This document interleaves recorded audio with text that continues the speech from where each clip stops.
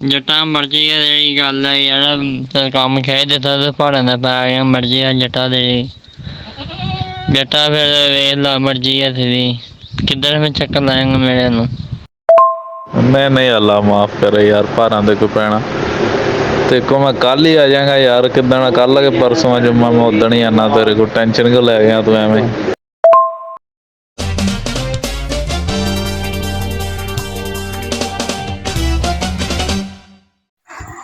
अस्सलामुअलैकुम दोस्तों की हाल चाल कैसी सेहत तबीयत अपना पिंड का एक नवा बंदा उन्हें नवी दुकान बनाई आ मैं चलो थोड़ा जहा विजिट करके विखाने उन्हें बड़े देर का मैंने बड़ी बारी आख्या कि मेरी दुकान का विजिट करवा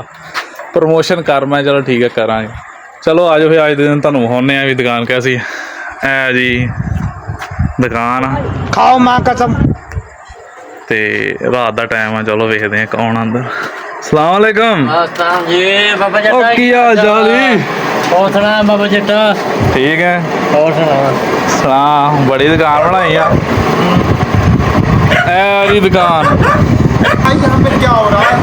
भाई यहाँ पे क्या हो रहा है भाई सुना की हाल है तेरा ठीक है बाबा जट्टा तू सुना और मैनू सुना तू इन्नी देर का मैनू बड़ी बारी आख्या भी आ दुकान ते विखा भी की माल गोदाम रखिया मैं चलो अज आई जाना बाबा जट ना इंटरव्यू देना ही पैना इन्ना वे माड़े बने नहीं माड़ा बंदा कि तू चंगा भला बंदा हुण मैनू दस भी आ पक्खा क्यों बंद करी ना की रखिया तू दुकान च ये बच्चे ने खान पीन वालियां छावां ही अच्छा सारे सूट कुजा कपड़े धोने वाला सब सुबह जाए अच्छा ते खान पीन वाली छावां बच्चों ने सही है ऐ जी दुकान से वड़ गए ऐ सीन है दुकान का अच्छा तो मेरे कोई शै हाल भी दस केड़ी चीज है तेरे कोल की इत्थे पिया अपने को हैगा होगा मरंडा पिया न्याणे वास्ते सही है किन्ने दा देना है दसां दा सही है दसां दा मरंडा और की इस तो बाद आए नहीं न्याणे नहीं टैबल टूटी आ पंजाली न्याणे अच्छा आ नायरी तुसीं दे सकदे आ पंजां वालियां टाफियां भाई कोल बड़ियां वधिया कोई पिंड च कोई बच्चा चाहुंदा होवे जे कितों बाहरली दुनिया च आ गए खाना पीना चाहुंदा होवे ते आके खा सकदा बड़ी जबरदस्त बाहर हैगियां टाफियां बच्चियां दी